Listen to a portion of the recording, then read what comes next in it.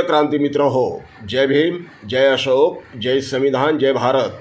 भारताच्या राजकारणामध्ये महाराष्ट्रातील ज्या प्रमुख नेत्यांची नेहमी चर्चा होते, सध्याच्या घडीला ज्या नावांची नेत्यांच्याबद्दल आदरपूर्वक चर्चा होते, ते दोन नेते म्हणजे एक सन्माननीय शरद पवारजी आणि दुसरे आदरणीय प्रकाशजी तथा बाळासाहेब आंबेडकर. महाराष्ट्राच्या राजकारणातील हे दोन नेते आपल्या सौ कष्टावर, सौ मेहनतीवर राजकारणात गेल्या 40-50 वर्षांपासून टिकाव धरून आहे. प्रकाश आंबेडकर आणि शरद पवार या दोघांमध्ये कोणत्याही प्रकारची तुलना या ठिकाणी होऊ शकणार नाही आणि तशी तुलना करण्याचा माझा या ठिकाणी प्रयत्न नाही. कारण महाराष्ट्राच्या राजकारणातलंच नव्हे तर संपूर्ण देशाच्या राजकारणातलं शरद पवार हे एक असं व्यक्तिमत्व आहे की ज्या व्यक्तिमत्वाचा थांगपत्ता कोणालाही लागत नाही. ते एक गूढ व्यक्तिमत्व आहे.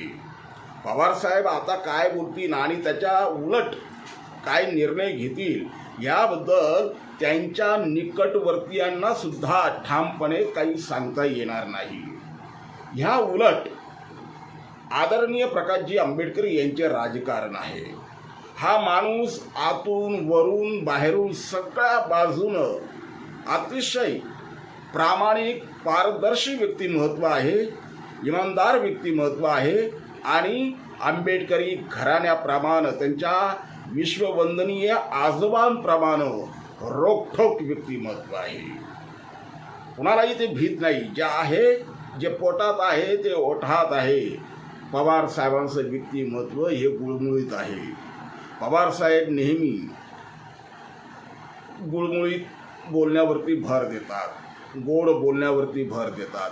प्रकाशजी आंबेडकर हे भले तिखट का होईना परंतु सत्य बोलण्याचा प्रयत्न करतात आणि त्यामुळे या दोघांची तुलना मला या ठिकाणी करता येणार नाही. राहिली राजकीय लेवलवरची गोष्ट, तर शरद पवार साहेबांनी आपल्या राजकीय आयुष्यामध्ये प्रत्येक जिल्ह्यामध्ये एक सत्ता मिळविण्यासाठी सरदार निर्माण केले. तर प्रकाशजी आंबेडकरांनी गावोगावी, खेड्यापाड्यामध्ये आपले संवैधानिक अधिकार मिळविण्यासाठी हकदार निर्माण केले. पवारसाहेबांनी सरदार निर्माण केले, प्रकाशजी आंबेडकरांनी हकदार निर्माण केले. प्रकाश आंबेडकरांचं राजकारण हे स्वाभिमानाच्या पायावरती उभं आहे. वाटेल ती राजकीय किंमत द्यायला ते तयार आहे, परंतु स्वाभिमानाशी त्यांनी कधीही तडजोड केली नाही. उलट पक्षी पवारसाहेबांनी राजकारणाचा रंग आणि ढंग पाहून अनेक वेळा ज्या गोष्टीची कोणी कल्पना करू शकली नाही, ज्या आघाडीची, ज्या युतीची, अशा परस्पर विचारांच्या पक्षांबरोबर त्यांनी आघाड्या केल्या, युती केली. मध्यंतरीच्या काळात आता महाराष्ट्र विकास आघाडीच्या नावानं त्यांनी शिवसेनेबरोबर देखील याराना केला, दोस्ताना केला. ज्या काँग्रेसमधून ते बाहेर पडले, ज्या मुद्द्यावरती ते बाहेर पडले तो मुद्दा त्यांनी गुंडाळून ठेवला आणि ज्या काँग्रेसमधून ते बाहेर पडले त्या काँग्रेसबरोबरही त्यांनी युती केली, आघाडी केली. प्रकाश आंबेडकरांचं तसं नाही. ते राजकीय किंमत वाटेल ती द्यायला तयार आहे, परंतु स्वाभिमानाशी ते कधीही तडजोड करताना दिसत नाही. प्रकाश आंबेडकर आणि शरद पवार या दोघांमध्ये एका गोष्टीमध्ये मात्र साम्य आहे.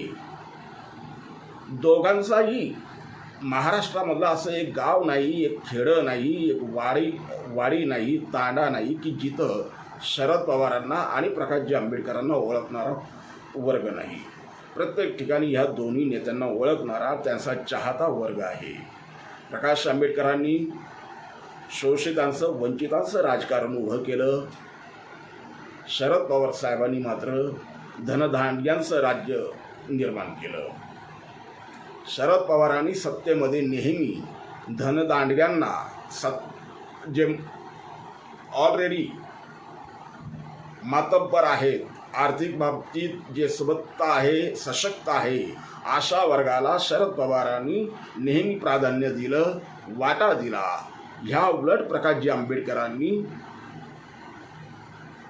जे भूमिहीन आहेत, जे वंचित आहे, जे शोषित आहे, आर्थिक बाबतीत भुके कंगाल आहे, अशा भुके कंगाल वर्गाला, सर्वहारा समूहाला, वंचित समूहाला सत्तेमध्ये वाटा देण्याचा प्रयत्न केला. आणि त्याच्यामध्ये ते बऱ्याच अंशी अकोला पॅटर्न असेल, किनवट पॅटर्न असेल, या माध्यमातून ते यशस्वी झाले.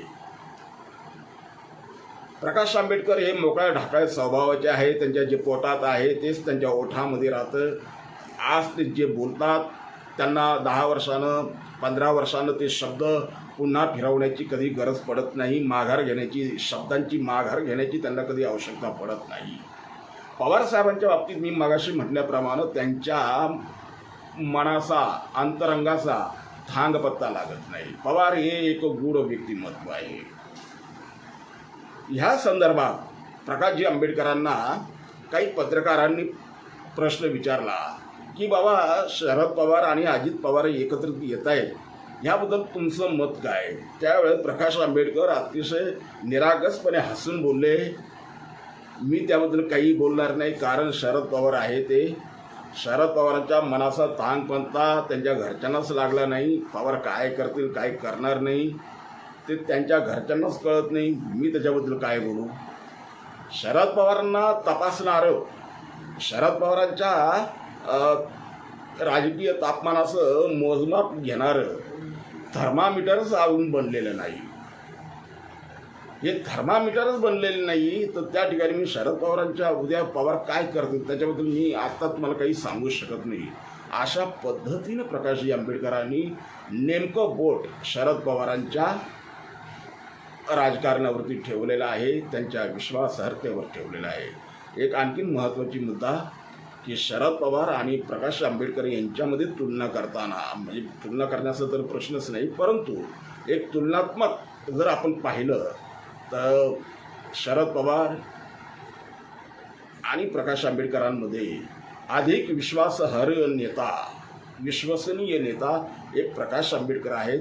शरद पवारांवरती विश्वास ठेवता येत नाही. शरद पवार आज उद्धव ठाकरे आणि काँग्रेसबरोबर आहे, ते उद्या अजित पवारांबरोबर भारतीय जनता पक्षाबरोबर युती करतील याचा नेम नाही.